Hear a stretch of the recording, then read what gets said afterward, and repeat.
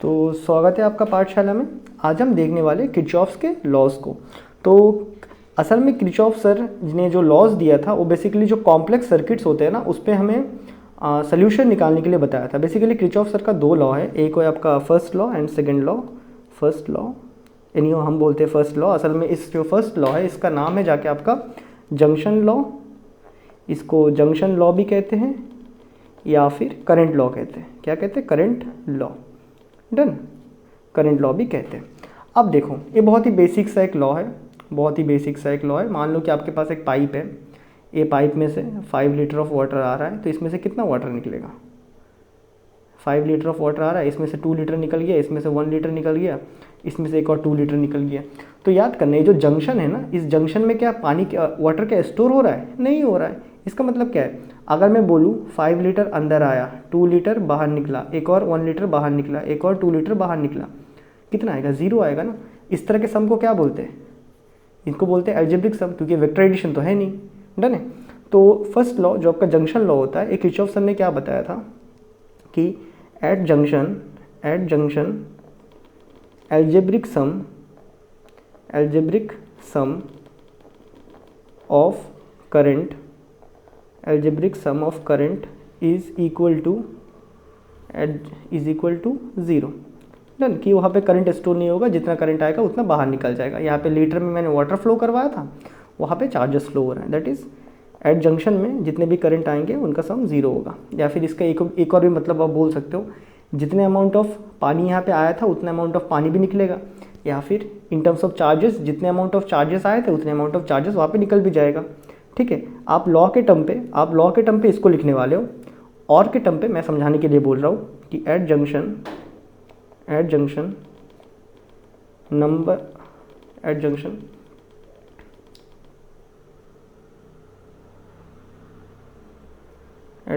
Current approaching जो current approach कर रहा होता है is equal to current leaving. Junction में जितने ही करंट आएगा उतना ही करंट लीव भी करने वाला है। यहाँ तक बातें क्लियर है? ये आपका फर्स्ट लॉ है। सिमिलरली इसका एक सेकंड लॉ भी है। और देख लेना, अगर बुक में अगर कोई लॉ अगर ऐसा इटैलिक वर्ड में दिया हुआ है, इटैलिक स्टाइल में दिया है, तो उसको एकदम रट ही जाना। ठीक है, ये बस न्यूमेरिकल सॉल्व करने के लिए इसको याद रखना होगा कि जंक्शन में जितना करंट हम इंटर करवाएंगे उतना करंट हम बाहर भी निकाल लेंगे, इक्वल टू में लिख देंगे। ठीक है, जो सेकेंड लॉ है इसको हम बोलते हैं वोल्टेज लॉ, वोल्टेज नहीं पोटेंशियल लॉ भी कहते हैं, या फिर इसका एक और नाम है लूप लॉ। ये लॉ क्या कहता है कि पोटेंशियल ड्रॉप, अगर आपने लास्ट न्यूमेरिकल देखा था तो मैंने क्या बताया था, सारे पोटेंशियल ऐसे जोड़ा था तो 0 आया था ना।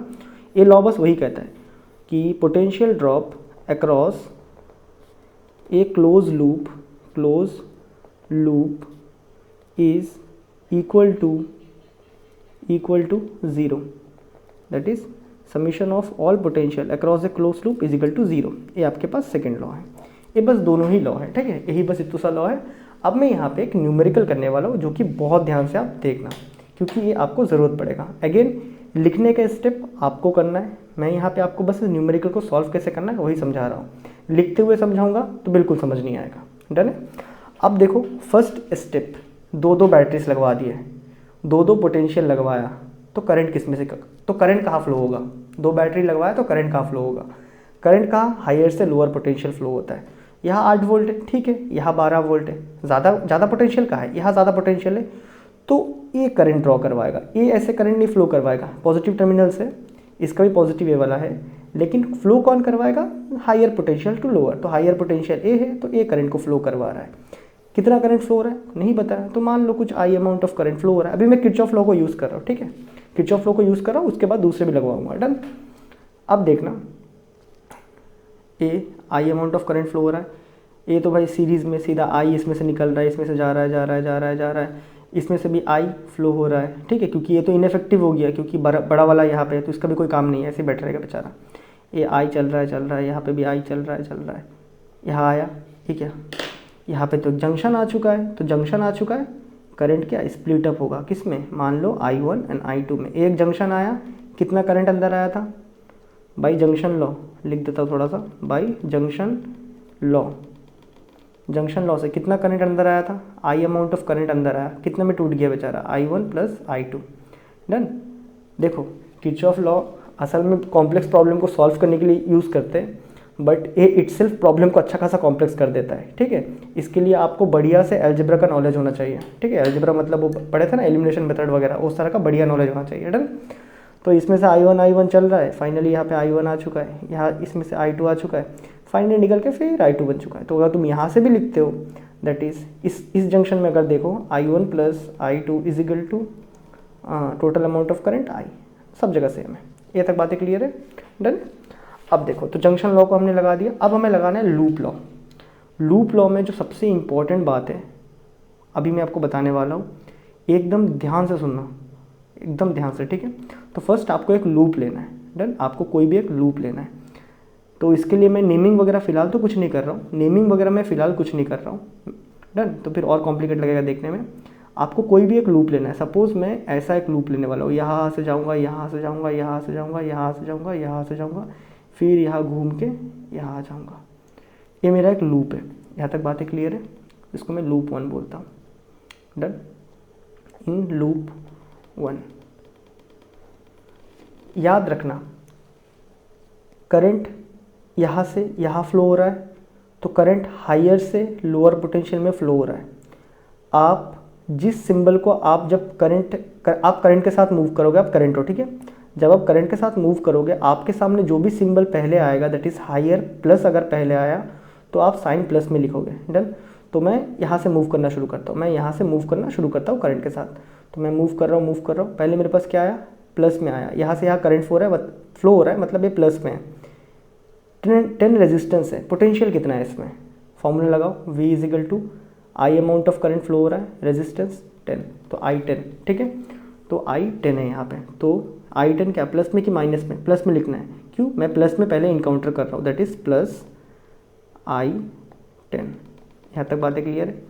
फिर चल रहा हूँ, आई amount of current he flow हो रहा है, दोबारा करंट यहाँ से यहाँ फ्लो हो रहा है, मतलब ये प्लस में या नेगेटिव में, कितना, प्लस, पोटेंशियल निकालूंगा कितना आएगा, I into 6, that is V is equal to I into R, बराबर है, that is plus I6।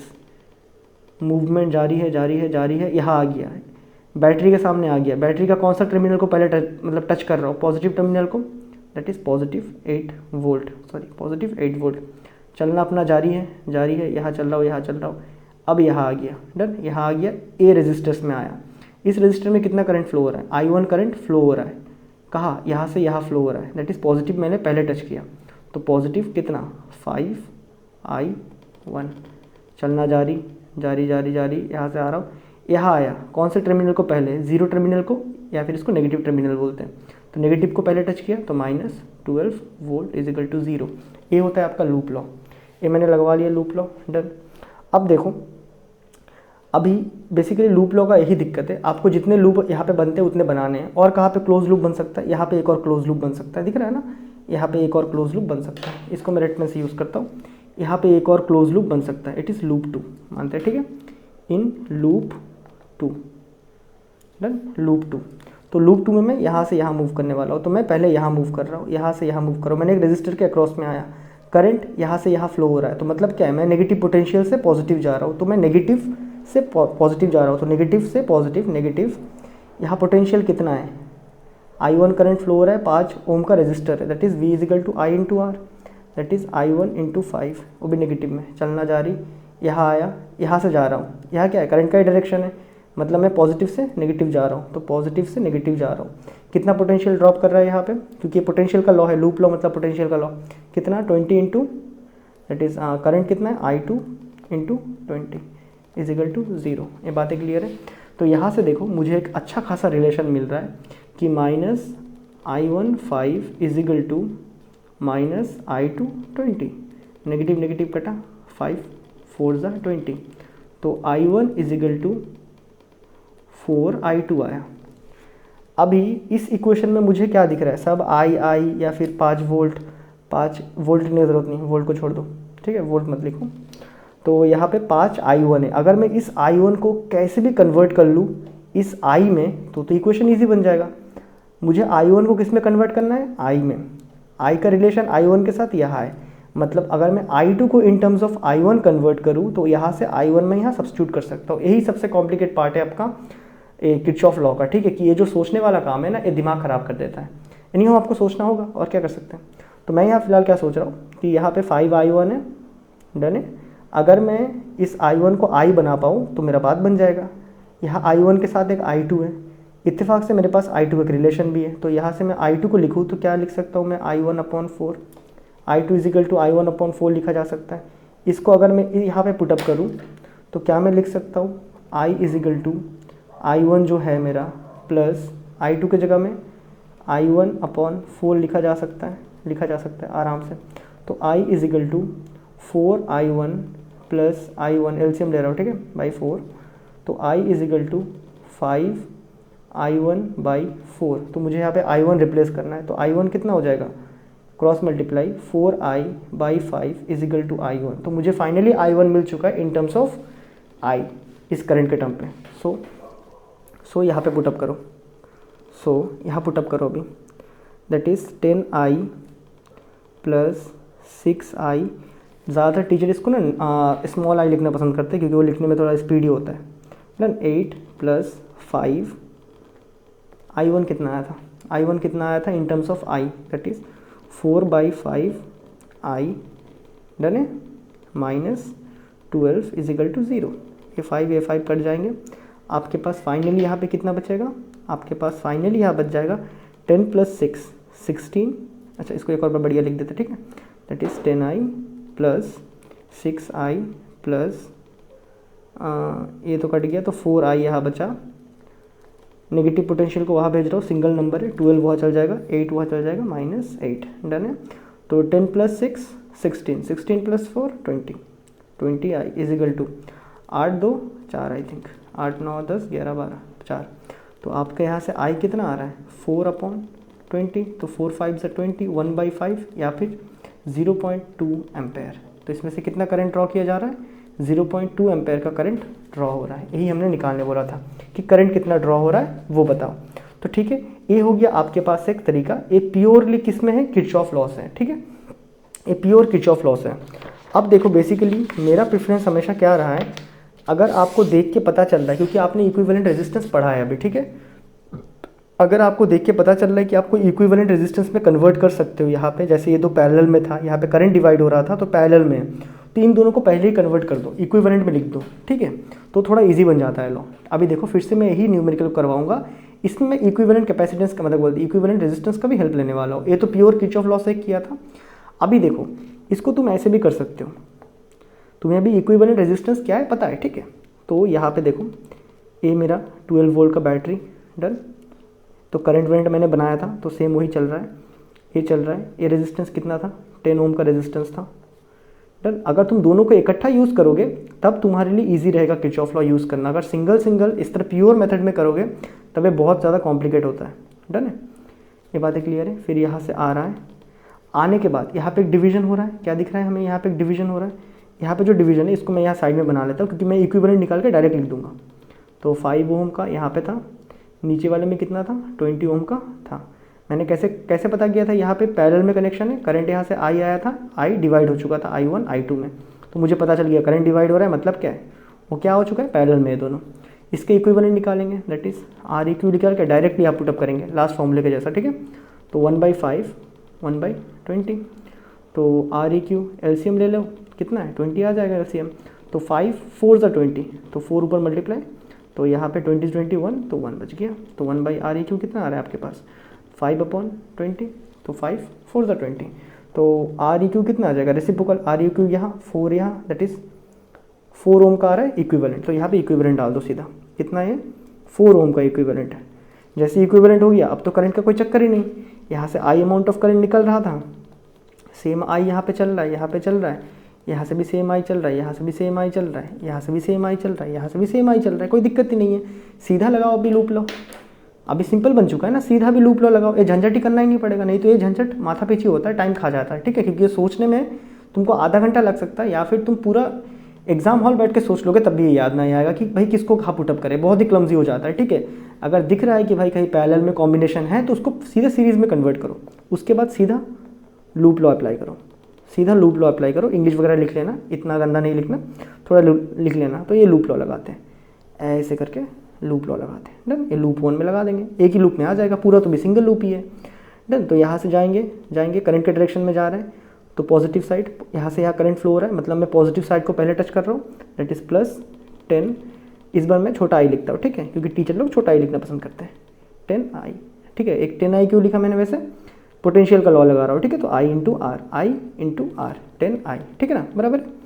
Plus यहाँ पे भी जा रहा है, यहाँ पे मैं लूप के साथ चल रहा हूँ, तो यहाँ मुझे प्लस साइड मिल रहा है, +6 इंटू I, ठीक है, या फिर I6 जो भी बोलो, प्लस चल रहा है। यहाँ पे पॉजिटिव टर्मिनल को पहले टच किया बैटरी का, 8 वोल्ट लिखने की जरूरत नहीं, 8 लिख दो। चल रहा है, यहाँ पे इस डायरेक्शन करंट फ्लो हो रहा है, ये पॉजिटिव, ये नेगेटिव। तो पॉजिटिव कितना आ जाएगा, पॉजिटिव, मैं जब यहाँ चल रहा हूँ तो पॉजिटिव पहले टच किया, कितना, 4I को, 4I अमाउंट, चलना जारी। यहाँ फाइनली मैंने यहाँ से शुरू किया था, ठीक है, यहाँ फाइनली पहुँचा ये नेगेटिव, तो नेगेटिव साइड को पहले टच किया, 12, इसको पार हुआ, ओरिजिनल जगह पहुँच गया, =0 लिख दिया। सबको सम करो, 10I 6I 4I कितना आएगा, 10 6 4, वही आपका 20I आ जाएगा, =12 को मैंने इस तरफ भेज दिया, इक्वल टू क्या, 8 को उस तरफ भेज दिया, -8, सो 20I =8 9 10 11 12 4, तो I =4/20, तो 1/5 0.2 एम्पेयर। अब तुम देखो, मैंने इसी न्यूमेरिकल को मैंने इतनी सी जगह में किया, किस का हेल्प लिया, इक्विवेलेंट रेजिस्टेंस का हेल्प लिया। पहले बिना इक्विवेलेंट का किया था, कितना लंबा यार, कितना माथा पीछी, ये वाला पार्ट में मैं खुद बोलता हूँ, ये वाला पार्ट काफ़ी माथा पीछी होता है और बच्चों को समझ भी नहीं आता। डन है, बहुत दिक्कत होता है उन्हें यहाँ पे।